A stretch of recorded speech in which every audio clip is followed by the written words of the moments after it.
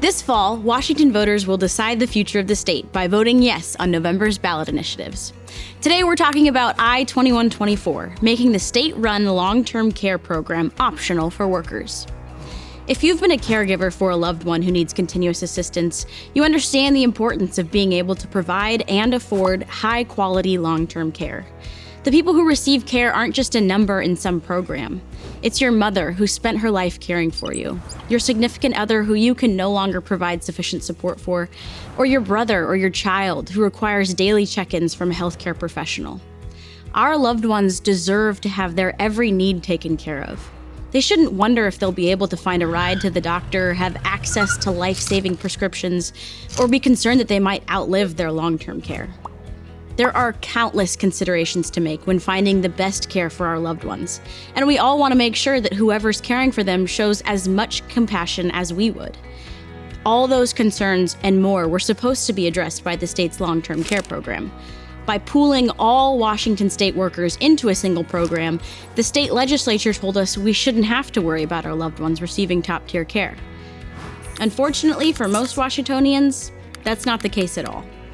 Not only is the program designed to exclude people who pay into it, but the care is, in fact, not long-term at all. In many cases, it will only last 1 to 2 months after a lifetime of paying into it. Here's how we got here. The state-run long-term care program was enacted in 2019 by the state legislature, where they changed the program name to WA Cares. WA Cares is funded by a mandatory payroll tax of 58 cents on every $100 earned, provides a maximum benefit of $36,500, and requires a minimum pay-in period of 10 years without a break of 5 years or more. An advisory vote was on the ballot later that same year. While non-binding, 62.92% of voters rejected the new WA Cares payroll tax. Then in 2020, Washington voters had the opportunity to decide whether or not the funding structure should be approved to make WA Cares operational. Voters rejected that funding mechanism, which should have rendered WA Cares null and void. Unfortunately, legislators went on with the program against the will of the people, despite 2 rejections in 2 years.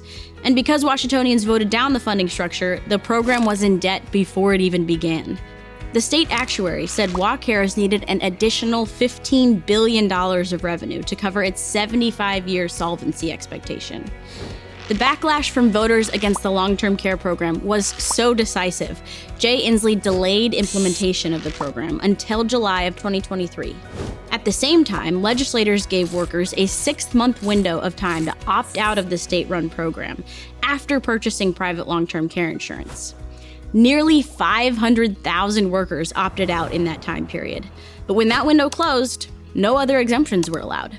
And based on conversations we've had since starting this process, it's clear that many of the people who did opt out had highly sophisticated HR departments keeping track of this new and very complicated program.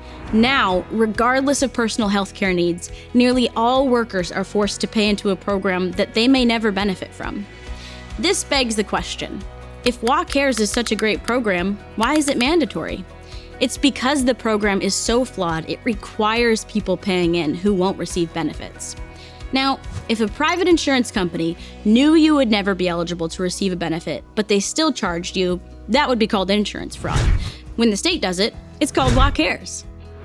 I-2124 makes WA Cares a voluntary program rather than a mandatory one.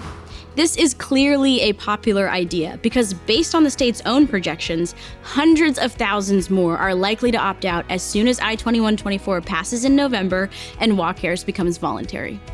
Let's be clear. You need to pay the payroll tax for at least 10 years without a break of 5 or more years to be eligible for the promised $36,500 lifetime benefit. Who's most impacted by a stipulation like this? Moms who take time off work to raise a family, caregivers who take time off to look after aging parents, disabled workers who can't physically work 500 hours in a single year, and people who qualify for Medicaid but still pay into the program.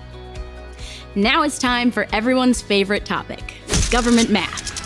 The average monthly cost of long-term care services in Washington state ranges from $7,500 to $14,000. That can include anything from home visits to help with activities of daily life, to live-in services and continuous care. With a maximum lifetime benefit of $36,500, Washingtonians are looking at 5 months of coverage at best after paying into the program for their entire career. Does that sound like a good return on investment? But proponents of state-run long-term care will argue that thousands of vulnerable Washingtonians will lose access to critical long-term care when I-2124 passes. But let's be real. No one has access to the benefits of WaCares as it stands right now. People nearing retirement age or those who have just retired in the last couple years have no access to the $36,500 payout. So what's the solution? I-2124 gives everyone a choice. It doesn't provide a blanket mandate that forces people to pay yet another tax for a program they may not ever be eligible for.